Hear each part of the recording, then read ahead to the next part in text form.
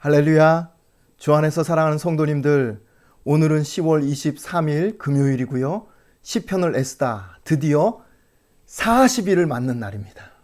벌써 40일이 지나갑니다. 제가 매일 이렇게 시작할 때마다 오늘은 며칠 차라고 말씀을 드리는 이유가 있어요. 저 개인적으로는 이 시편 해설 영상 준비하는 게 마라톤이라고 생각을 하고 있거든요. 그래서 마지막 결승점이 12월 5일 83일 차 되는 날이라고 목표를 세우고 지금 하루하루 지나가는 겁니다. 그래서 때로는 이렇게 하루하루 시간이 지나가고 또 이 영상이 준비되고 해설이 올라가는 걸 보면 신기하기도 하고 또 뿌듯하기도 하고, 사실 초반에는 언제 83일이 지나가나 싶어가지고 너무 까마득하다, 이거 언제 끝나나 싶은 그런 막막한 생각도 솔직히 있었습니다. 그런데 오늘 이렇게 40일차를 맞으면서 얼마나 기분이 좋은지 모르겠어요. 여러분도 아마 뿌듯하실 거예요. 왜냐하면 여러분의 그 시편 노트가 처음에 빈 노트로 시작이 되었잖아요. 그런데 그 시편 노트가 한 장 한 장 채워지고, 그리고 제가 보니까 거기에다가 빨간 펜으로 단락도 나눠 놓고 제목도 적으시고 메모도 하시고 하면서 노트가 이렇게 하나하나 차곡차곡 완성되어 가는 그 과정을 여러분 스스로 보면서 아마 보람도 느끼고 뿌듯하실 거라고 생각이 듭니다.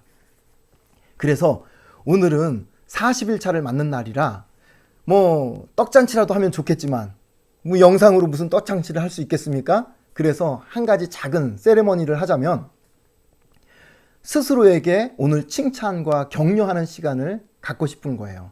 어떻게 하느냐? 제가 시범을 보여드릴게요. 일단 자신의 이름을 불러야 됩니다. 장호가 정말 수고 많았다, 이렇게 하는 거예요. 자, 이 시간에 제가 시간을 드릴 테니까 여러분의 이름을 불러가면서 시편 쓰느라 정말 애썼다, 여러분 토닥토닥 한번 자신을 해주는 겁니다.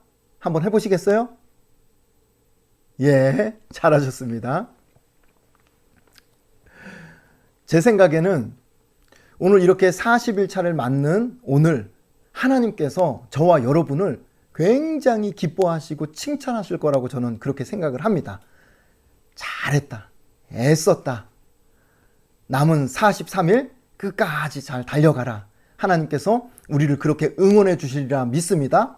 오늘도 그 믿음 가지고 행복하게 시편 쓰시고 또 묵상하시면서 정말 복된 하루 살아가시기를 주님의 이름으로 축복합니다. 자, 그러면 오늘 시편 72편 한 편만 쓰시면 되는 날인데요. 먼저 부제를 보시면 솔로몬의 시라고 되어 있죠. 드디어 솔로몬의 시편이 나옵니다. 솔로몬의 시편은 시편 150편 가운데 딱 두 편이에요. 72편과 127편. 킹 제임스 성경을 보시면 이 시편 72편의 부제를 솔로몬을 위한 시라고 적어 놓고 있습니다. 그래서 학자들은 이 시편 72편이 정말 솔로몬이 쓴 게 맞나, 그렇게 의문을 제기해요. 왜냐하면 솔로몬을 위한 시, 정말로 솔로몬 왕을 위한 기도의 내용이 많거든요. 그렇다고 한다면 혹시 아버지 다윗 왕이 아들 솔로몬 왕을 위해서 지은 시편이 아닐까, 그렇게 추측을 해보는 겁니다. 그 가운데 한 가지 또 근거가 72편 맨 마지막 20절을 보세요. 이새의 아들 다윗의 기도가 끝나니라, 이렇게 적혀 있죠. 그래서 이 대목을 보면서도 학자들이 다윗이 쓴 이 시편 72편을 후대에 솔로몬이 잘 정리해가지고 솔로몬의 시로 이렇게 정리해 놓은 것은 아닌가라는 의견이 있습니다만, 여러 가지 의견이 엇갈려서 정확히 뭐라고 말씀을 드릴 수는 없습니다. 그런데 저는 오늘 이 시편 72편의 내용을 읽고 묵상해 볼 때 충분히 다윗 왕이 그렇게 초안을 작성해서 시편을 만들었을 가능성도 있다고 저는 그렇게 생각이 되어집니다. 제목을 붙여보자면 왕을 위한 기도라고 정해볼 수 있겠습니다. 왕을 위한 기도. 이 전체 내용이 이상적인 왕의 통치를 위한 기도의 내용이 주를 이룹니다. 그런데 시편 72편은 단순히 솔로몬 왕과 또 후대 왕들을 위한 왕의 기도시로만 끝나는 것이 아니라 메시아 예언시에 해당되는 왕 대신 예수 그리스도를 예표하고 또 예언하는 그런 시편이라는 점에서 주목해 볼 만한 그런 시편이기도 하는 것이죠.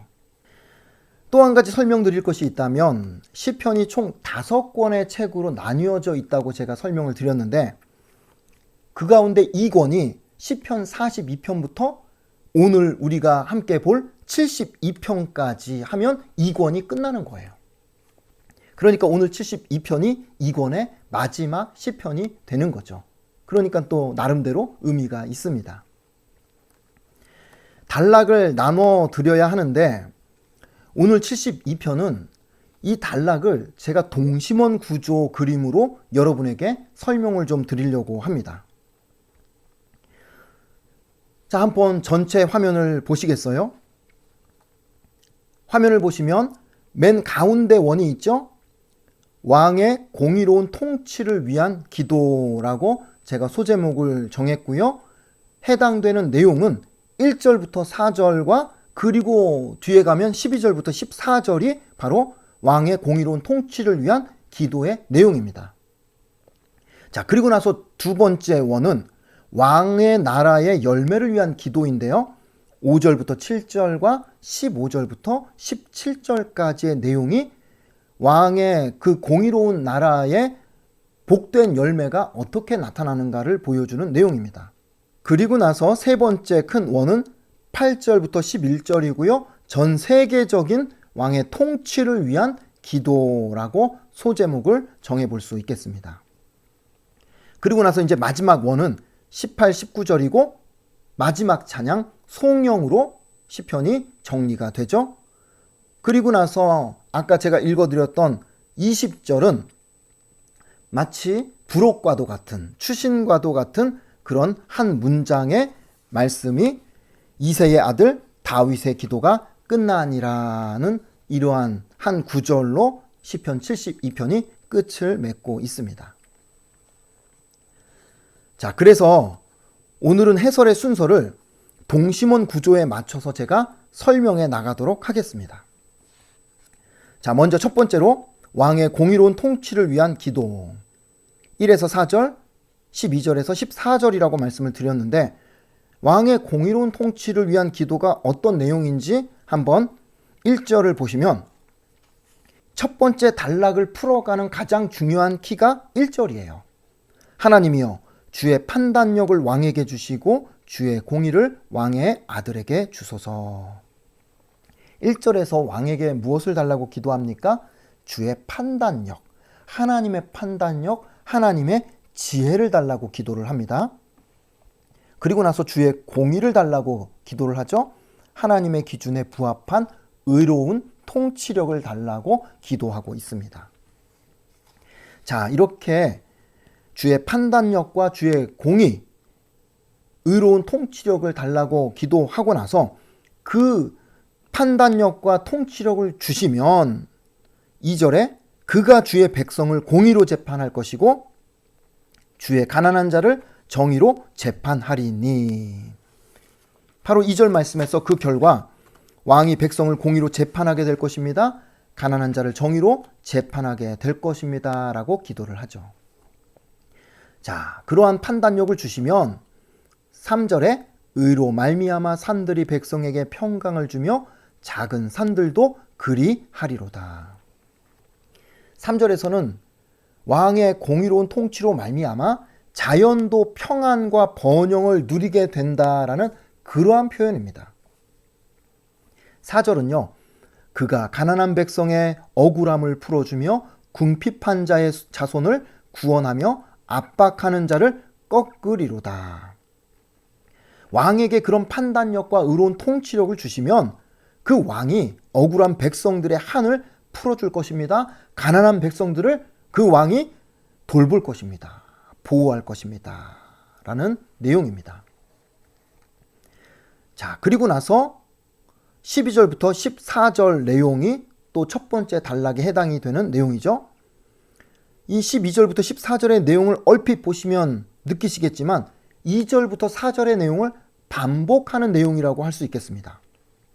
다시 말해서 왕에게 하나님의 판단력과 의로운 통치력을 주시면 12절에 그가 왕이죠.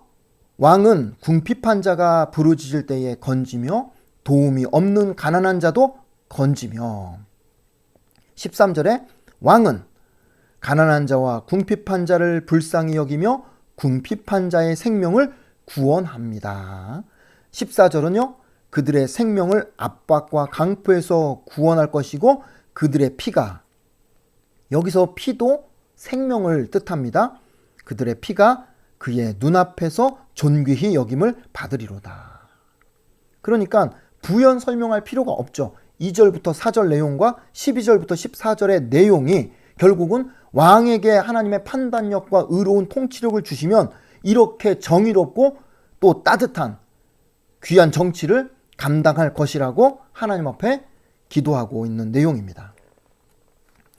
자, 여기까지 해서 동심원 구조의 맨 가운데 원에 해당되는 왕의 공의로운 통치를 위한 기도 내용을 말씀을 드렸고요.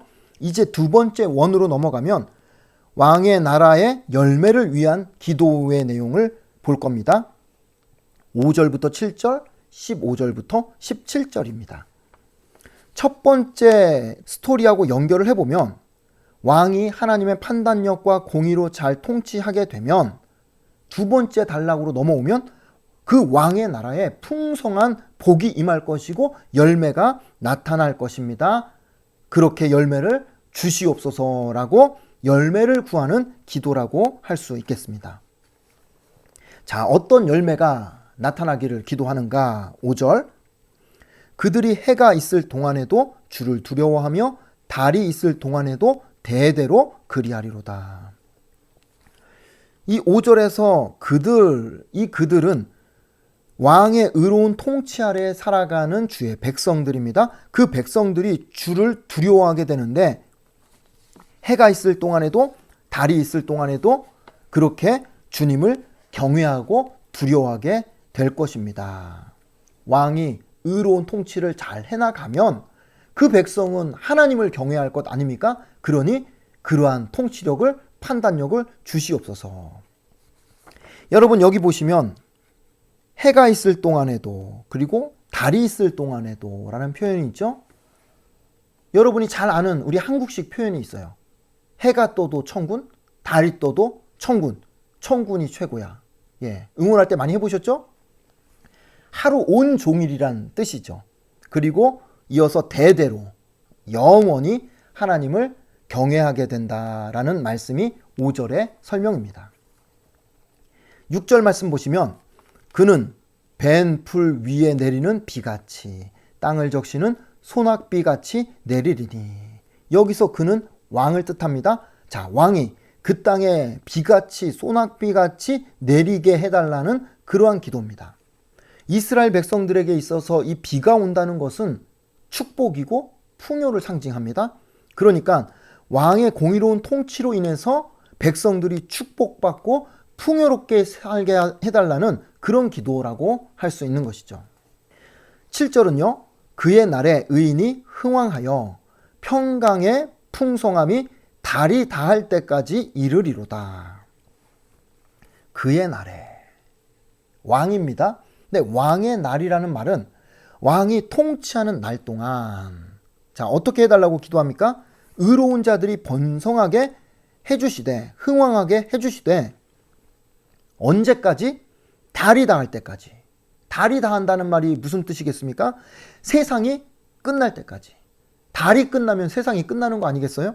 그러니까 세상 끝날 때까지 하나님 잘 되고 평강을 풍성히 누리게 해달라는 그런 기도라고 할 수 있겠습니다. 자, 두 번째 단락에 이제 7절이 끝났으면 15절부터 17절까지 또 두 번째 단락에 해당되는 후반부 말씀을 한번 봐야죠. 왕의 의로운 통치가 있을 때 어떤 축복과 열매가 있는가? 15절에 그들이 생존하여 스바의 금을 그에게 드리며, 사람들이 그를 위하여 항상 기도하고 종일 찬송하리로다. 자, 그들이 생존하여 라는 말이 어렵습니다. 갑자기 그들이 나오고 또 생존한다 라는 말이 나오는데 우리말 성경을 보잖아요. 그러면 전혀 다른 뜻으로 번역이 되어 있어요. 왕은 장수할 것입니다. 우리말 성경만 그런가? NIV 성경을 보면 Long may he live. 왕은 장수할 것입니다. 장수하기를 바랍니다. 라는 어떤 기원의 이 메시지가 그들이 생존하여 라는 이 말씀의 해석입니다. 쉽게 말하면 왕이 오래오래 장수하며 건강 누리기를 그렇게 바라는 기도의 표현이라고 할 수 있는 거죠. 왕이 그렇게 건강하게 오래오래 잘 살면 사람들로부터 뒤에 스바의 금을 받게 될 것이고 사람들이 왕을 위해 매일같이 기도하고 칭찬하게 될 것입니다. 라고 그렇게 열매를 이야기하고 있습니다. 16절의 축복과 열매를 볼까요? 산 꼭대기의 땅에도 곡식이 풍성하고 그것의 열매가 레바논같이 흔들리며 성에 있는 자가 땅의 풀같이 왕성하리로다. 왕이 의로운 통치를 잘하게 되면 어떤 축복과 열매가 있는가? 온 땅에 곡식이 풍성하게 될 것입니다. 온갖 과일이 레바논의 삼림처럼 물결을 치며 그렇게 풍요로울 것입니다. 백성들은 풀처럼 가득 차고 넘칠 것입니다. 백성이 풀처럼 차고 넘친다는 이야기는 한마디로 백성이 온 땅에 가득 번성한다는 의미이고 이것을 다 종합해보면 나라 전체가 풍요롭고 평안하고 풍성한 복을 누리게 된다라는 뜻이 됩니다. 17절은요. 어떤 복이 있는가? 그의 이름이 영구하며 그의 이름이 해와 같이 장구하리로다. 사람들이 그로 말미암아 복을 받으리니 모든 민족이 다 그를 복되다 하리로다. 17절에서 주어지는 복이 뭐냐? 왕의 이름이 해같이 영원히 기억될 것입니다. 사람들이 왕을 통해 복을 누리게 될 것입니다. 모든 민족이 왕을 향해서 참 복되다 이렇게 칭송하고 칭찬하게 될 것입니다. 이러한 축복과 열매가 있을 것입니다. 이렇게 해서 두 번째 단락은 의로운 왕의 통치가 있을 때에 그 왕의 인생과 그 나라 백성들의 삶에 어떠한 축복과 열매가 있는지를 분명하게 보여주고 또 그것을 바라는 기도를 하나님 앞에 올려드리고 있습니다. 이제 세 번째 원으로 넘어가면 8절부터 11절이죠. 세계적인 통치를 위한 기도의 내용입니다. 자, 왕의 의로운 통치가 첫 번째 단락의 내용이죠. 두 번째 단락은 그렇게 의로운 통치가 이루어지면 그 나라에 축복과 열매가 생긴다는 그러한 내용입니다. 자, 이 두 가지가 만족이 되잖아요. 다시 말해서 왕의 의로운 통치와 그 땅의 백성들이 축복과 열매를 누리게 되면 이것이 결국에 세 번째 원으로 가면 전 세계적인 왕의 통치와 다스림이 이루어진다라는 그러한 그림의 기도라고 할 수 있겠습니다. 8절 보시면 그가 바다에서부터 바다까지와 강에서부터 땅끝까지 다스리리니. 바다에서 바다까지라는 표현, 이스라엘 백성들은 이 표현을 지중해에서 페르시아만, 이 전체 넓은 바다를 생각을 하게 됩니다. 강에서부터 땅끝까지, 이 말은 유브라데스 강에서부터 지구 끝까지라는 표현이 되죠. 그러니까 이 두 표현을 다 합쳐보면 결국 왕의 의로운 통치가 온 세상, 온 민족에게 미치게 될 것을 그렇게 기원하는 기도의 내용입니다. 9절 보시면 광야에 사는 자는 그 앞에 굽히며 그의 원수들은 티끌을 핥을 것이며.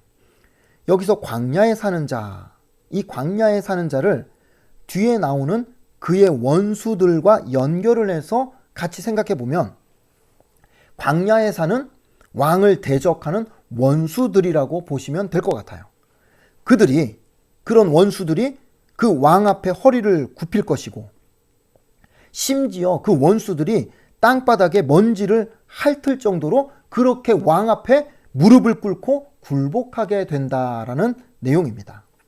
10절 말씀 보시면 다시스와 섬의 왕들이 조공을 바치며 스바와 시바 왕들이 예물을 드리리로다. 자, 다시스는요, 스페인이에요. 오늘 우리식으로 이야기하면 스페인, 그리고 섬은 지중해 연안의 그 많은 섬들을 이야기합니다. 스바는 아라비아 남쪽 지역의 나라들을 뜻하고요. 시바라는 나라는 에티오피아라고 생각을 하시면 됩니다. 그러니까 당시의 주변 여러 나라들, 그런 강대국들이 그 왕 앞에 찾아와서 조공을 바치게 될 정도로 그렇게 그 나라가 전 세계적인 통치를 이루게 된다라는 의미가 되는 것입니다. 그래서 11절 더 나아가면 모든 왕이 그의 앞에 부복하며 모든 민족이 다 그를 섬기리로다. 세상의 모든 왕이 그 의로운 왕 앞에 엎드리게 될 것이고 모든 민족이 다 그를 섬기게 될 것이라고 그렇게 기도하고 있습니다. 그래서 제가 서두에 72편이 메시아 시편이라고 말씀드린 이유가 바로 이런 내용 때문에 그래요. 솔로몬 왕이 아무리 지혜롭고 부강한 나라를 이끄는 그런 왕이라 할지라도 전 세계적인 통치를 이루어낸 왕은 못 됐거든요. 어쩌면 지상의 왕은 어느 누구도 이런 전 세계적인 통치를 이루어낼 수 없을 거예요. 그런 면에서 72편에서 말하는 이상적인 왕의 통치와 모습은 예수 그리스도, 그 메시아의 왕 되신 모습을 우리에게 예표하고 있다라고 말씀드릴 수 있는 겁니다.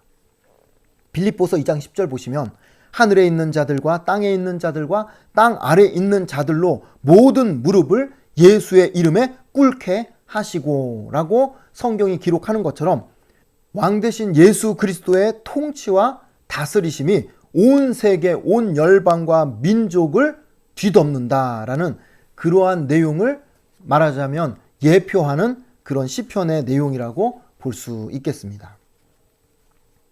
자, 그리고 나서 이제 마지막 18절과 19절은 송영에 해당이 됩니다. 마지막 찬송이에요. 지금까지 왕을 높여서 칭찬하고 그렇게 찬양했다고 한다면 이제는 왕을 세우신 하나님을 높여 찬양하는 내용이라고 할 수 있겠습니다. 18절 보시면 홀로 기이한 일들을 행하시는 여호와 하나님 곧 이스라엘의 하나님을 찬송하며, 기이한 일들, 다시 말해서 크고 놀라운 일을 행하시는 하나님, 그 하나님을 찬송합니다. 그런데 맨 앞에 홀로라는 한 단어가 굉장히 강조가 되고 있는 단어입니다. 어떤 뜻이겠습니까? 그 하나님, 오직 유일하신 단 한 분, 그 하나님만이 우리 가운데 크고 놀라운 일을 행하시는 여호와 하나님이 되신다, 이스라엘의 하나님이 되신다 하는 것을 찬송하며 높여드리고 있는 고백입니다. 19절은요. 그 영화로운 이름을 영원히 찬송할지어다, 온 땅에 그의 영광이 충만할지어다, 아멘, 아멘 하면서 이렇게 아멘, 아멘 두 번 붙었다는 것은 이 권의 마무리되는 송영과도 같은 그러한 찬송이라고 볼 수 있겠습니다. 그리고 나서 이제 마지막 20절, 이새의 아들 다윗의 기도가 끝나니라. 그래서 제가 서론에서 이 부분은 논란이 있다라고 제가 말씀을 드렸는데, 저는 마치 이 20절을 편지 끝에 PS라고 찍고 한마디 더 하는 그런 느낌의 표현이 아닐까 생각을 하는 겁니다. 그래서 말하자면 이 권 전체를 정리하면서 이렇게 다윗이 정리한 시편이 끝나게 됩니다 라는 그 정도 의미로 생각을 해도 좋지 않을까 싶습니다. 오늘 이렇게 시편 72편을 정리하고 또 묵상하면서 오늘 저는 리더를 위한 기도에 대해서 묵상하는 시간을 좀 가져봤습니다. 여러분이 아시는 것처럼 솔로몬이라는 왕을 한번 생각을 해보세요. 전무후무한 지혜의 왕 아닙니까?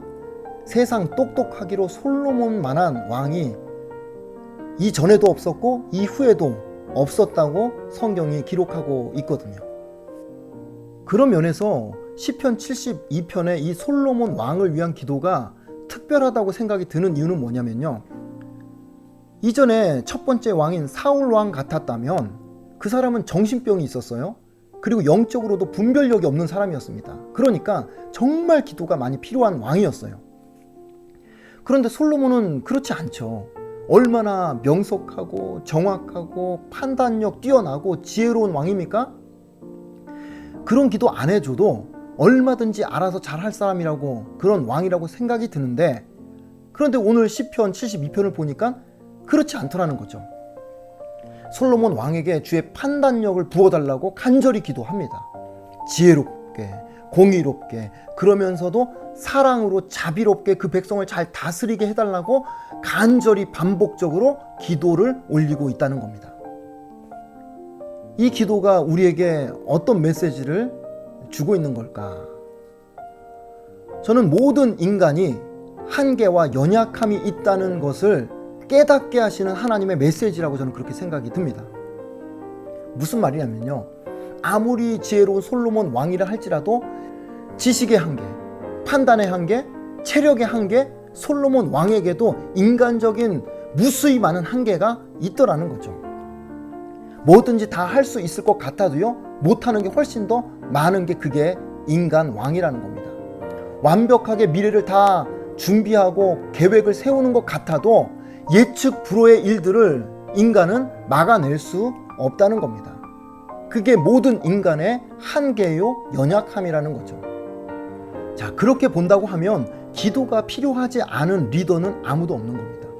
특별히 유능한 지도자들, 은사가 많고 탁월한 지도력을 가지고 있는 그런 리더들이라 할지라도 뭘 하든지 아주 척척 잘 해내고 아주 놀라운 성과를 나타내는 그런 리더들이라 할지라도 그들에게 하나님의 판단력을 부어달라고, 하늘의 지혜와 분별할 수 있는 그런 영안을 열어달라고 많은 사람들이 기도하는 그 중보 기도가 절실하게 필요하다는 겁니다. 그래야 그 리더가 끝까지 감당할 수 있는 거예요. 그게 성경이 말하는 리더들을 위한 기도의 원리라는 거죠.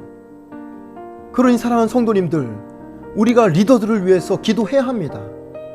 특별히 대한민국을 이끌어가는 리더들을 위해서 기도해야 됩니다. 그들 역시 인간적인 수많은 약점과 한계를 가진 사람들이기 때문에 우리의 기도가 절대적으로 필요하다는 거예요. 특별히 교회를 이끌어가는 리더들, 목회자들, 그들을 위해서 하나님 앞에 주의 판단력과 주의 지혜와 주의 능력을 부어달라고 반드시 우리가 기도해야 합니다.